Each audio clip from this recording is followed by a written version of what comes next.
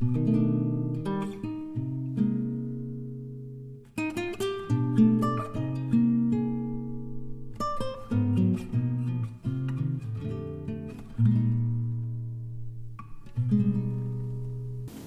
tell us about your love story, how you and Sonny met. Well, we met when we both were very young. He was a friend of my cousin's, and he would come with my cousin to my house, and then when I'd go to my cousin's house, we would see each other. And one day there was a bunch of girls fighting over Sonny, and I said, no need of y'all fighting because he's going to be my husband, and I'd never even thought about dating him or anything. So then we started dating, and we only dated 2 months, and he asked me to marry him, and we got married. I was 15 and he was 17. He had no home, living with his brothers. His mother and dad was dead, and we have had a wonderful home, a wonderful marriage. Not saying that we haven't had our up and downs, but we have. But we have been married for 58 years this past July. So I think we've had a wonderful love story. Isabel, we'd like you to tell us about your love story. Tell us how you met your husband, how long you dated, how long you were married, and just a special situation or a story about him and you that you want to share with us today.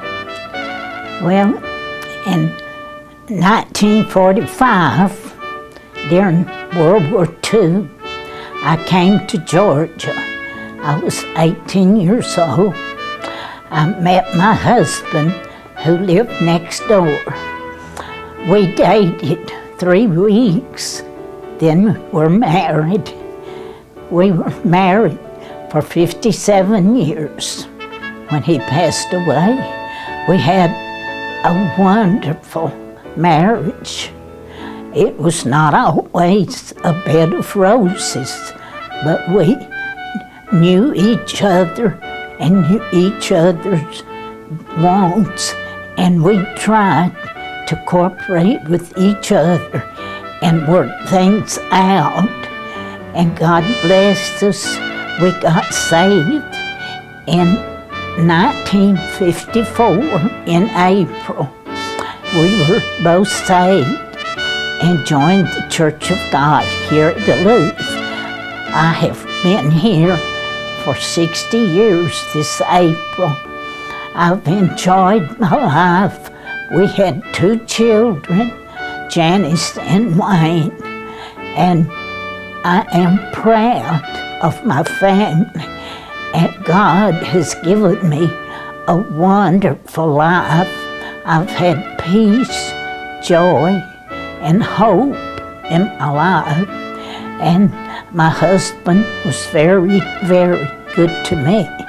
And I thank God that I found him and that he found me.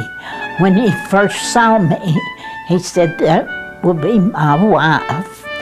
So we got married and we lived pretty happily ever after. And 2 weeks later, we had a preacher there running a revival.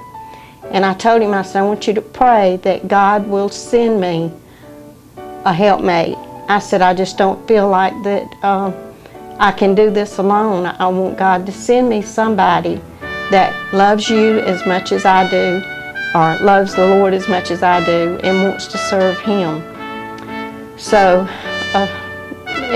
they told me, okay, we'll be praying. So about 3 weeks after that, I met David. And I told him, I said, he asked me if I would date him. And I said, the only way I'll date you is you come and go to church with me. Because I promised the Lord I would not date anybody or anything unless they went to church with me. So for about 3 months, he would drive all the way from Atlanta to Thomaston and go to church with me on Sunday morning.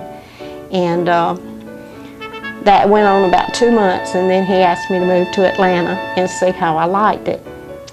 I'd never left Thomaston in my life. I'd never lived anywhere else. That's where I was raised and born, and I was scared to death, but I knew it was God's will.